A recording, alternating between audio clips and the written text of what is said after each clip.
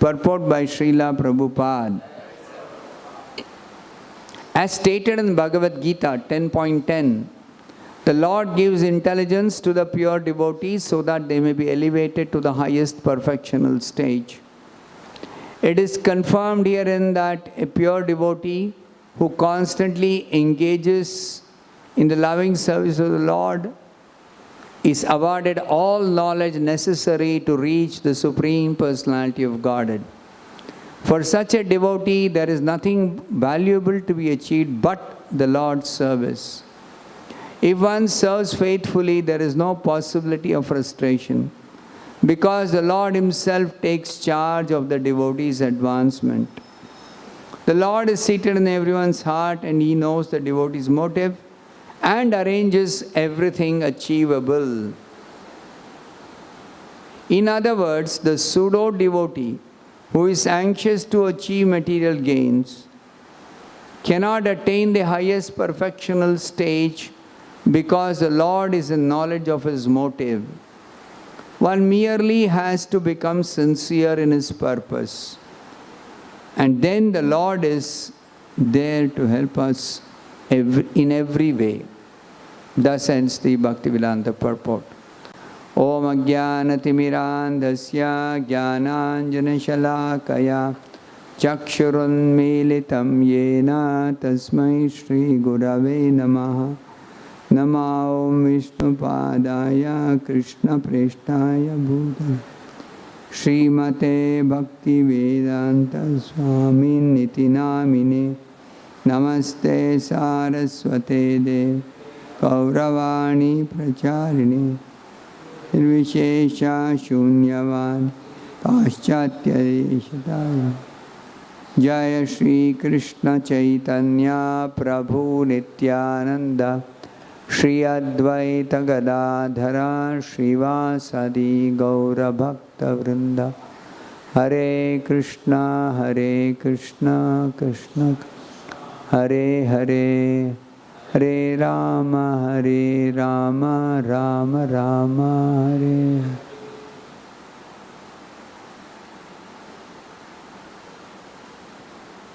Here three statements are being made by Maitreya. Nothing remains unachieved when the Supreme Personality of Godhead is pleased with someone. Which means, if the Lord is pleased, you can get whatever you want from Him. Anything. Everything. So, in the Shikshashtaka, what is the first part of this first verse? Cheto Darpana Marjanam. So what happens when you begin chanting Hare Krishna according to the rules and regulations? The first thing that happens is your heart starts becoming cleansed. What is this cleansing of heart referred to? What is actually happening inside? What is the meaning of heart getting cleansed?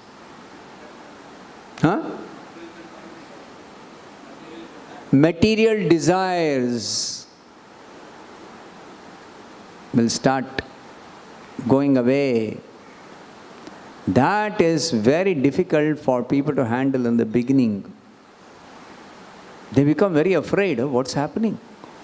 Or somebody else will become very disturbed. What is happening to this person?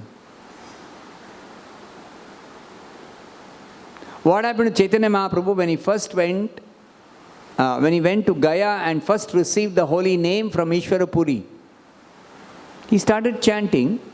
His chanting is pure. So immediately there was ecstasy and people thought he's going mad. He's gone mad. Not only people, he himself thought something is not all right with me. Why am I behaving like this?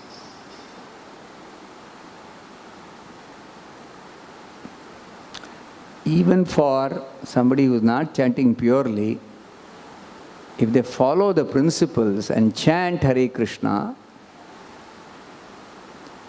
then certainly there will be some change of heart. And that is visible in terms of material desires reducing.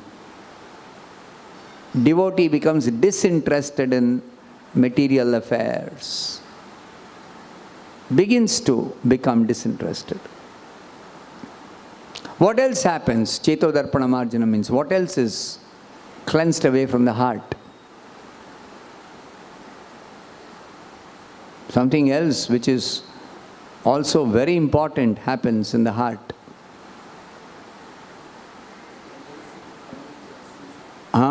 Tendency for sinful activities starts going away.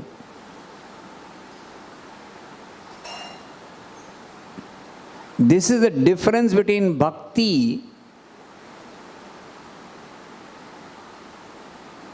and other processes of self-purification. What is the difference? Any other process of self-purification, the tendency for sinful activities is not destroyed, is not reduced. Bhakti is the only method of getting rid of this tendency for sinful activities.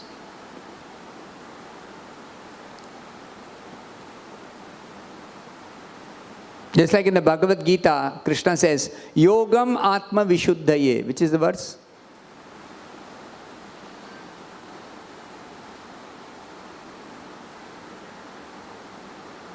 Quick. By now you should have almost 6.12, last line. So what does Krishna mean, Yogam Atma Vishuddhaye?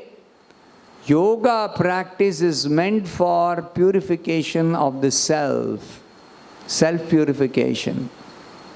So if somebody practices not Bhakti Yoga, but some other yoga system, Jnana Yoga, Karma Yoga, Ashtanga Yoga,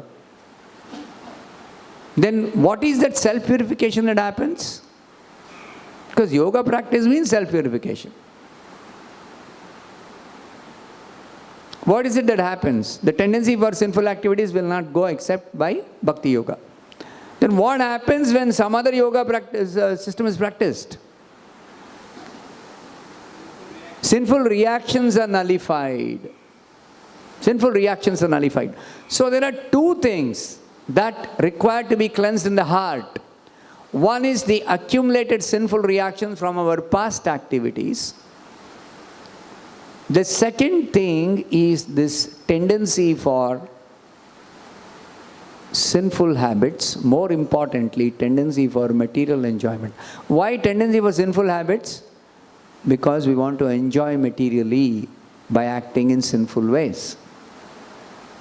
So, whether it is enjoyment through sinful method or pious method, both of them are not good for somebody who wants to get out of material bondage. Whether somebody is enjoying pious way or sinful way, both are leading to material bondage. Both are leading to material bondage. So, somebody who does not want material bondage has to become free from these two things. Both material enjoyment through sinful methods and material enjoyment through pious methods. So what does karma kanda refer to? Enjoy materially but in a pious way. That's not the intention of Vyasadeva to present karma kanda section of the Vedas, but that is what people understand karma kanda to mean. This is the wrong understanding of karma kanda. What is the wrong understanding of karma kanda? Oh, I can enjoy materially in a pious way. But Bhagavatam teaches nivritti marga, not pravritti marga. Pravritti marga is trying to enjoy in pious way. Nivritti marga is give up material enjoyment altogether. Just like you see in pious Hindu families, they all understand taking intoxication is bad, it's sinful. very bad. They all understand. But when it comes to taking coffee, not so bad. Not so bad. It's okay. So much so that one person was arguing with me, what is wrong in taking coffee? Why do you say coffee is intoxicant? It has come to this level now. So this is the problem with the pravritti marga. Nivritti marga is thoda chalega. That is not nivritti marga. That is tendency of people in the pravritti marga. Nivritti marga is 100% stop all sinful activities. 10%.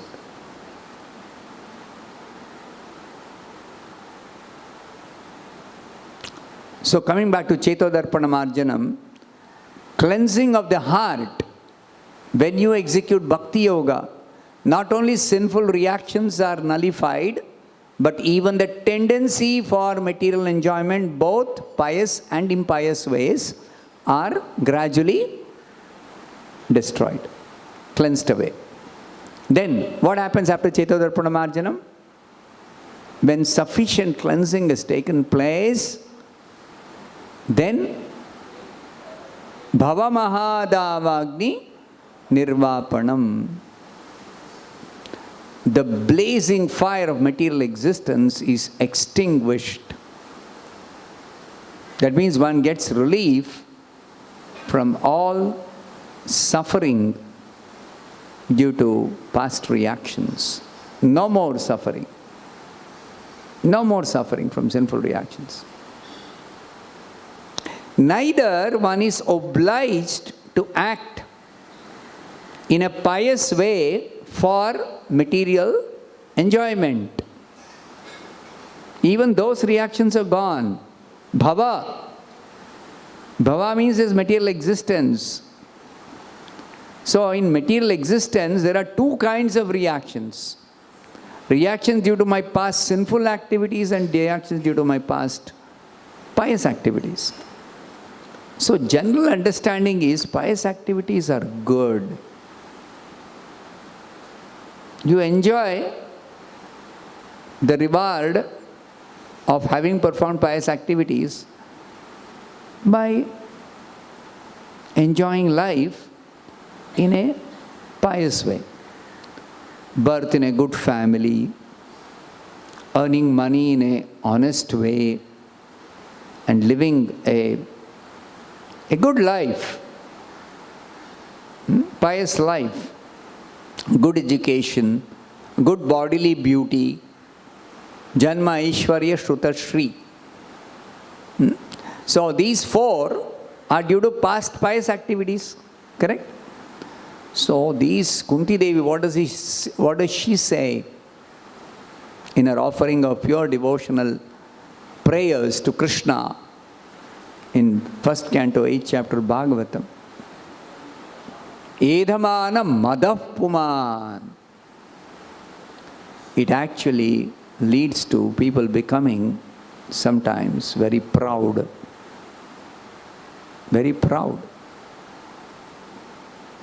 Taking birth in a good family, definitely aristocratic family means person has performed pious activities in the past. All these are due to past pious activities.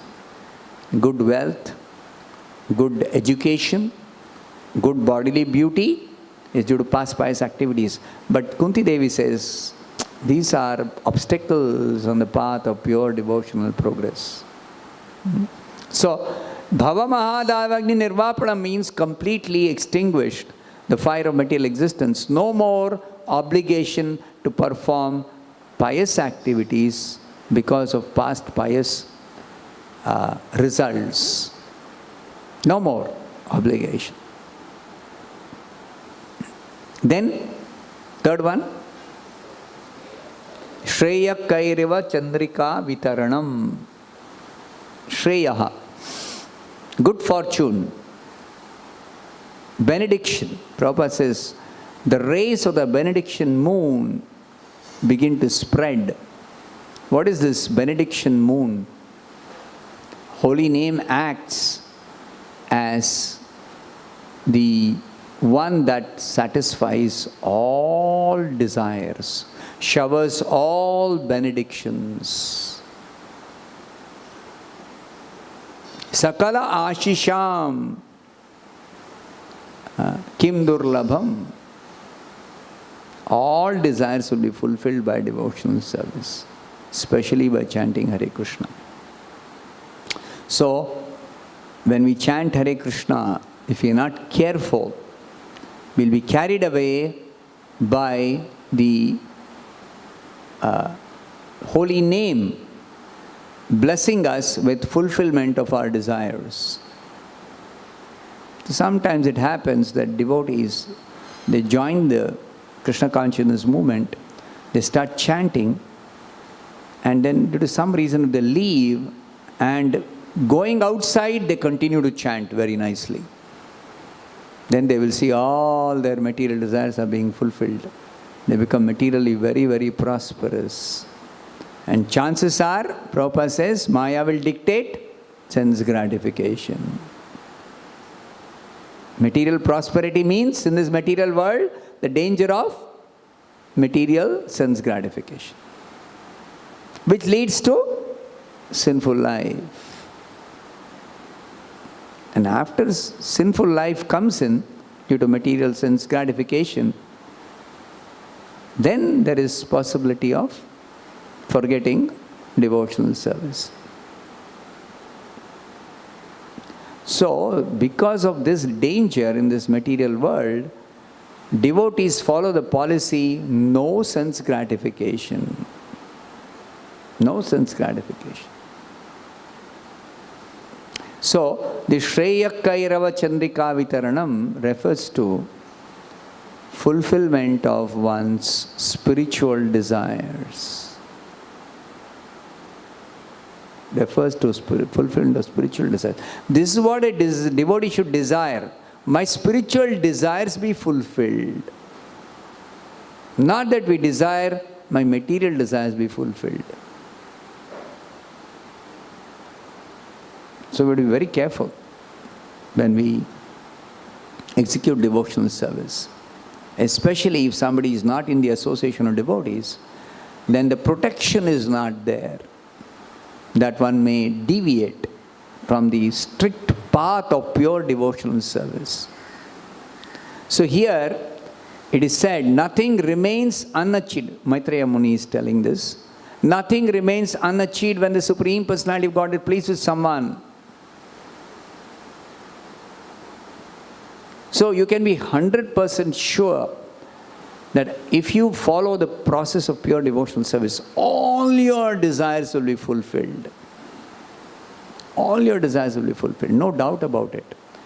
But only precaution you have to take, you should not conceive of a way in which some desire can be fulfilled by Krishna.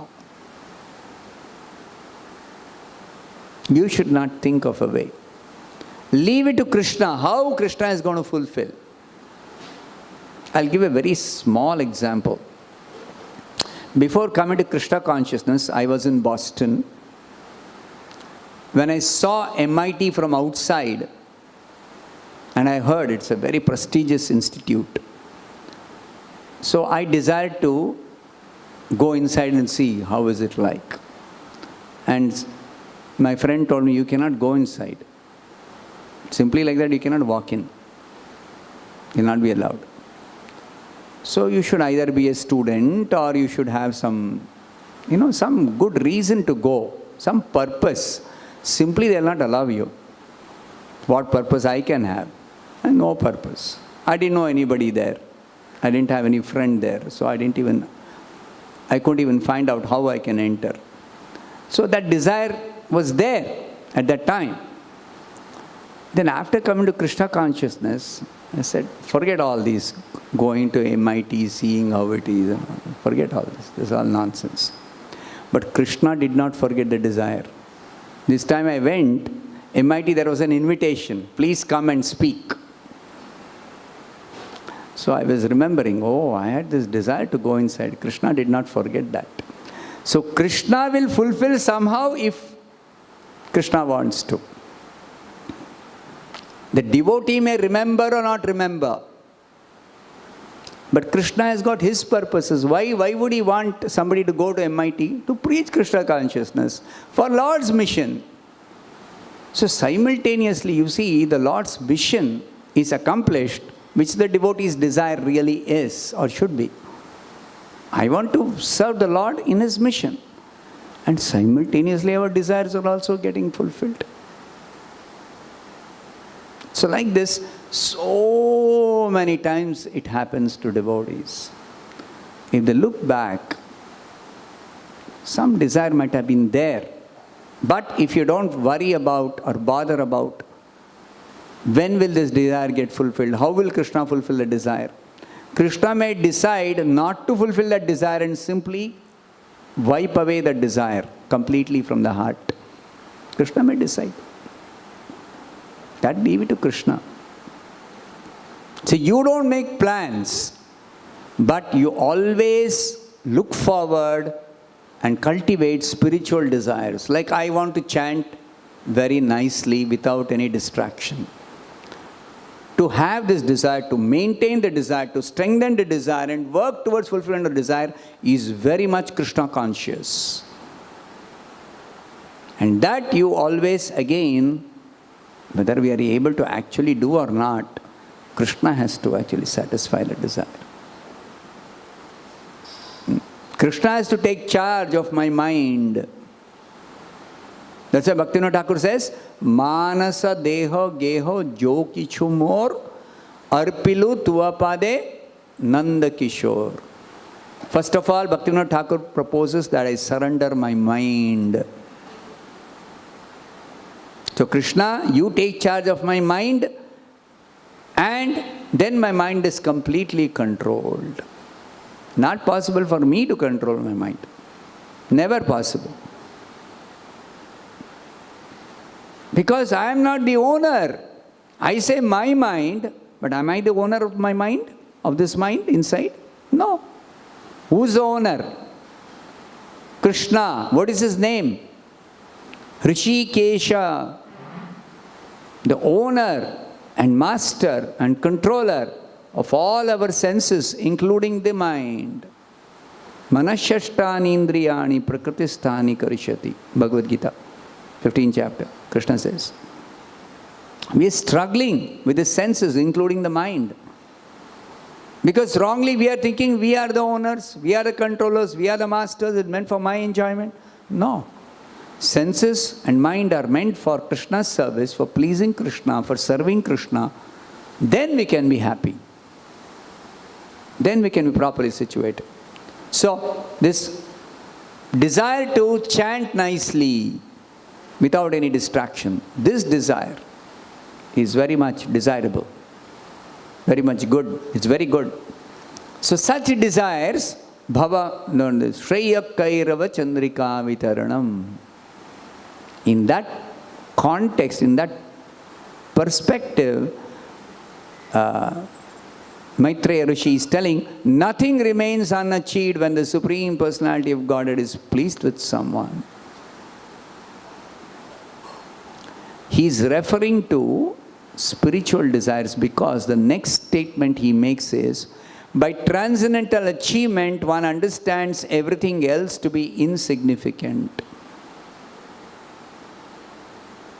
If you achieve something transcendental, you achieve fulfillment of a spiritual desire, then automatically you understand all other material desires or material achievements to be insignificant. It's not very important. It is very, very insignificant.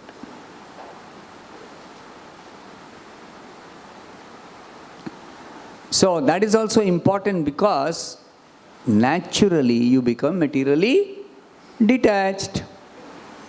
There is no separate endeavor for material detachment. There is no struggle for material detachment. Vasudeve Bhagavati Bhakti Yoga Prayojitaha janayatyashu vairagyam jnanam cha yadahaitukam. Sutta Goswami, beginning of Bhagavatam. What does he say? If you practice devotional service, very quickly you are able to get transcendental knowledge and material detachment without separate endeavor. Ahitukam, without separate endeavor. So, that's why when we chant Hare Krishna, the 10th offense, to maintain material attachments or material desires, or look forward to fulfillment of material desires, this is very dangerous. Very dangerous. So, you should strive to get fulfillment of spiritual desires. You should cultivate only spiritual desires. And that is possible by good association. Satsanga, sadhu sangha. Sadhu sangha. Devotee association means you become attracted to cultivating spiritual desires. You look forward to cultivating spiritual desires, not material desires. That's why the association of pure devotees is essential. Pure devotees is essential. What is this pure devotee association? Devotees, two kinds of pure devotees. Prabhupada uses the word pure devotee in two different ways. One is, Prabhupada himself is the pure devotee. Previous acharyas are pure devotees. Prahlad Maharaj is pure devotee. They are one category of pure devotees that Prabhupada refers to sometimes when he writes. Just like here he is telling, the second category pure devotee, not of the type of Prabhupada, Prahlad Maharaj, no. Second category. What is that second category pure devotee? It is confirmed herein that a pure devotee who constantly engages in the loving service of the Lord is awarded all knowledge necessary to reach the Supreme Personality of Godhead. Pure devotee is one who is engaged under superior guidance in pure devotional service. One who is engaged means he is not yet perfect. He is aiming to achieve perfection, to become a completely 100% pure devotee by following, by practicing. All of us. Any sincere devotee in the Krishna consciousness movement is aiming for that. So, such a person is second category of pure devotee, Prabhupada refers to. Why? Because here it is said, he engages in loving devotional service constantly, always engaged in loving devotional service or pure devotional service. So one is constantly engaged, we can also say he is a pure devotee. Why? Because what is his engagement or what is his action? Only pure devotional service, nothing else. Because he is constantly engaged in pure devotional service. So such a person is also a pure devotee, but he is awaiting that the Lord will give him the knowledge how to attain or reach the Supreme Personality of Godhead. How to come under complete shelter and protection of the lotus feet of the Lord. So Prabhupada quotes that 10.10 Bhagavad Gita, Tesham satatayuktanam bhajatam priti purvakam. Satatayuktanam, constantly engaged. In what? Devotional service, bhajatam. And how does he do it? Priti purvakam, favorably. Anyabhilashita shunyam jnana karmadi anavrutam anukulyena krishnanu sheelanam. Anukulyena, favorably. Kamsa was Krishna conscious also, but unfavorably. Vasudeva was Krishna conscious, but Anukulyena, favorably. So, there's a difference. So, Krishna conscious, favorably, Prajatam Priti Purvakam. To them, Krishna says, Dadami Buddhi Yogam Tam. I give the intelligence, I give the direction, I give the knowledge. 3 different ways Prabhupada translates this, Dadami Buddhi Yogam Tam. One place he says, Krishna gives the intelligence. Buddhi Yoga is the direction or intelligence of the Lord in the heart. He also says he gives the knowledge. Here he says, he's awarded all knowledge necessary to reach the Supreme Personality of Godhead. Yenamam upayanti te. Yenamam upayanti te. They achieve the lotus feet of Krishna. They come under the complete protection and shelter of Krishna. They are able to reach the abode of the Supreme Personality of Godhead. So, by transcendental achievement, one understands everything else to be insignificant. The third thing he says, one who engages in transcendental loving service is elevated to the highest perfectional stage by the Lord Himself, who is seated in everyone's heart. How does this elevation to the topmost perfection come about? Have we got to struggle? Now I am in some level, next I have to work very hard and reach the next level. That's a karmi way of working. Materialistic way of working is like that. Always they have to check. They have to see what is their goal, where they are presently situated, whether they are making progress, whether they are endeavoring the right way, whether the method is applied properly. So many things. For a devotee, he doesn't have to keep on checking. Am I making progress? Though, for his own satisfaction, he can do that. But it is not necessary. It is not necessary. If he follows properly the path of one who engages in transcendental loving service, is elevated to the highest perfection stage by the Lord Himself. The Lord takes charge of the devotee's life. And the Lord ensures that the devotee will make progress. Guaranteed.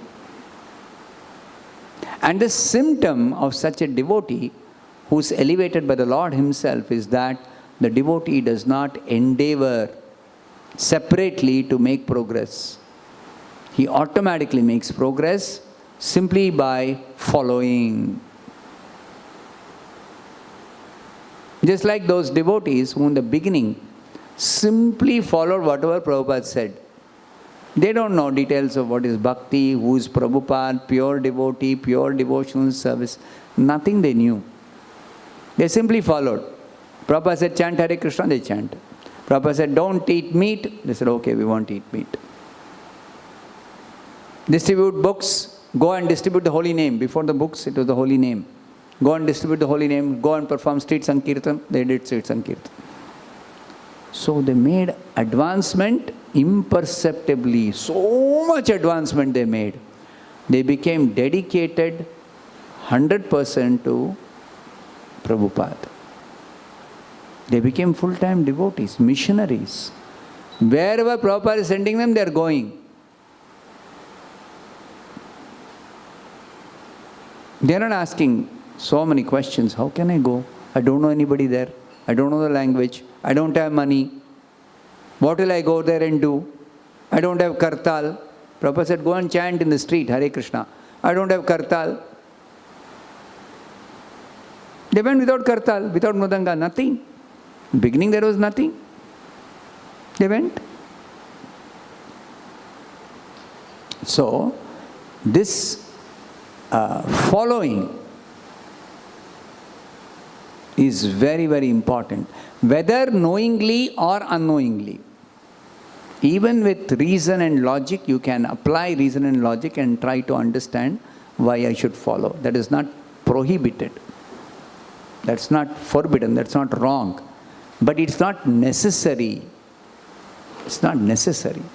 The faith that whatever Prabhupada says, if I follow, I'll achieve all perfection, is enough.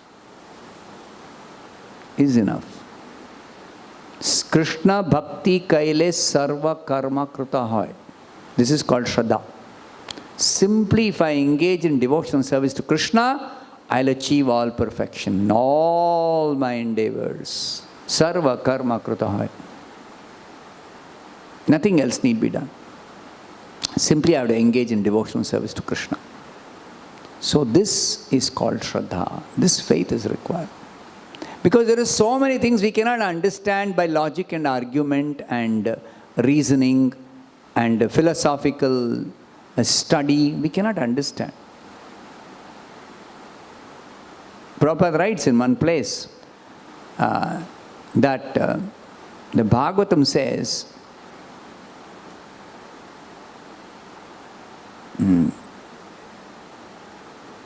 the series of verses after that, Shrunvatam Sukata Krishna. Vidyate Hrudaya Granthi Chidyante Sarva Samshaya Kshiyante Chasya Karmani Drishtaiva Atmanishware Ato Vai Kavayo Nityam Bhaktim Paramaya. No. What is that?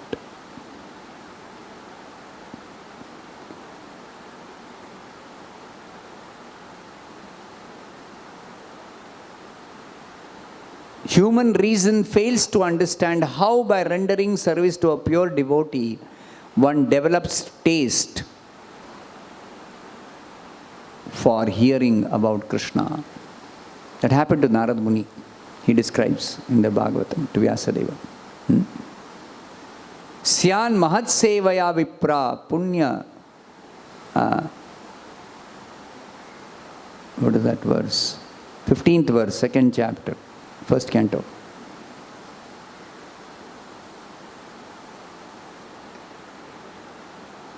Shushrusho Shraddadhanasya Vasudeva Katharuchihi Syan Mahat Sevaya Vipra Punya Tirtha Nishevanat. Translation, can you read?